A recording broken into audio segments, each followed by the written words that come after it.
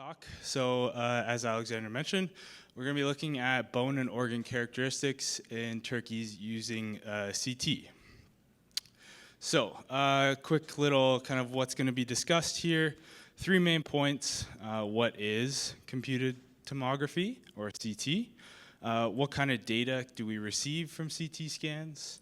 And how can we use this data in the breeding program? And before I start, I will say if you have a question, please interrupt. I do like discussion talks more than me just standing here rambling on.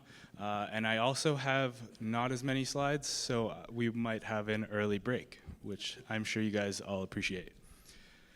So before I get into stuff too, a little bit about myself. I like to share. I always like to show a picture of my dog because he's awesome and super cute and yeah, makes everybody happy. But yeah, I was born and raised in Ontario, so didn't move very far to do my schooling. Stayed in the province there, but since then have been given many opportunities to travel around and give talks and do research. So to get into it, what is CT? I saw this picture and I needed to put it up there because I thought it was really funny. CT powered by cats. But that's not actually the case. So this is what this is what ChatGPT has told me CT is. So it is a medical imaging technique that uses computer process combinations of multiple X-ray measurements taken from different angles to produce cross-sectional images or slices of specific areas of a scanned object, allowing the user to see the inside of an object without cutting. So I really like that last part there. The benefit for CT for us is that we don't have to euthanize these birds, and we can get these measurements for own performance records instead of relying on sibling and family information. And that's a cool little CT of a turkey right there. You can do a lot of cool things with CT images. Here we have the different tissues colored different colors based on density. So it gives you a cool little image there. This, if you've never seen one before, is the inside of a CT scanner. So basically what this does, one side shoots X-rays, the other detects the X-rays, and then it spins around super fast so you get all sides of the object. And then our CT machine, which you can see in that bottom corner there with a turkey actually in it, it actually moves itself. It rolls on some tracks, and then you get the full object. For RCT, it takes us about 10 minutes to fully process a bird. In that 10 minutes, that includes about 6 or 7 minutes to actually scan the bird, and then at a different time point, it takes me about 4 or 5 minutes to actually process and get the data for the specific traits. If you're looking at breast meat, you say breast meat yield for that. This can all be done by one worker, so it's not too labor intensive, which is great. And the greatest benefit is, again, we get these measurements without slaughter or euthanasia, and these birds can still be breeding candidates in our program. So what kind of data do we receive? This is what we call a scout scan. So this is done first in the CT. It's basically just a side X-ray of the object, and then you get to pick where you want the actual scan to occur. And then beside it, you can see this just a quick video of all the different slices just put together into a GIF, basically. And what the data actually is called a DICOM file. So it contains a bunch of metadata, what type of scan, all the scan parameters, all your patient identification, and then it comes with this pixel array, which you can convert into an image. And there's one right there. And what you can do with this pixel array is actually convert it into a specific value that's called a Hounsfield unit. And the scale of Hounsfield units you can see right there basically just makes it so that the value means a density, and you can actually use that value to determine weight and so on.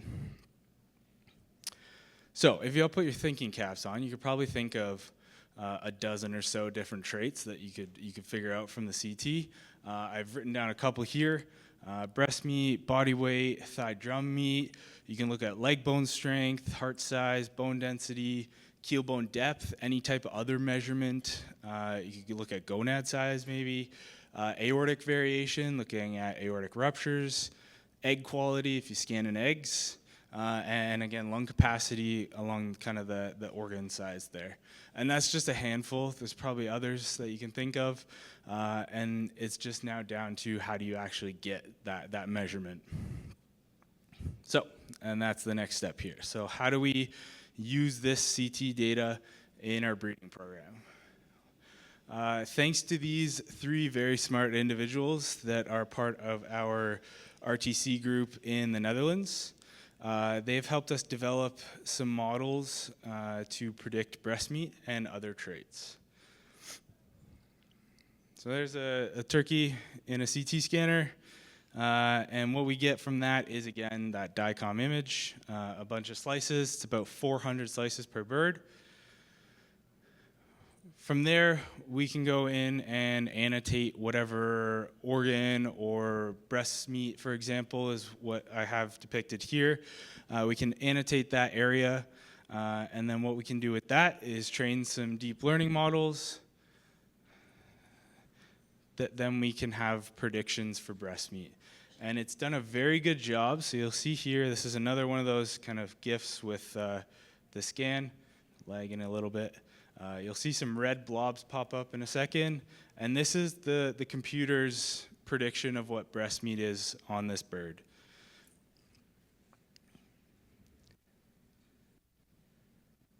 So you see it's done a pretty good job. This is just off of annotating 5 birds worth of scans. And unfortunately, I didn't have any students to do it for me, so I had to do it. But yes, we have a breast meat scan, and I get that as a CSV file that I can upload and use for selections, and that's what we are doing. It came out to be about 90% correlated with our breast meat cut-up data that we got from our slaughterhouse. So this is kind of our new gold standard with hybrid for breast meat data. What other traits do we get? So again, we have that huge list there. Breast meat's great. It's probably one of your most economic traits, other than, say, feed conversion for turkeys. But what about those more non-economic traits, welfare and organs and such? So from a poultry standpoint, I was in the sustainability talk this morning, and it was mentioning about greenhouse gases and water consumption. From a poultry standpoint, relative to other species, doing pretty good, especially seeing that chickens are so heavily consumed in production. So that, I think, is a good starting point for poultry. Mortality, on the other hand, this is a graph from broilers. So broilers have done a very good job over the years of increasing your kind of economic traits like body weight while decreasing mortality. Turkeys, on the other hand, not as good. We made some progress, but obviously you see both those lines going up. Bigger animal, different species, you got all these factors, live longer. So we got to do a little bit more in terms of this livability standpoint, and that at hybrid is kind of one of our main focuses moving forward in the next kind of 5 to 10 years. So this is where this slide comes in. The next frontier for hybrid is these livability traits. One of them being organs. So again, kind of broiler study. A lot of scientific research is done in broilers, not turkeys. But this is from my colleague Zuchan. She found this data here. Body weight increases of heritage versus the modern line. Huge increases in body weight, huge increases in breast meat yield. FCR is down a whole bunch of points. However, when you look at the percentage of body weight for heart and lungs, thinking maybe that's moving in the opposite direction of what we would expect.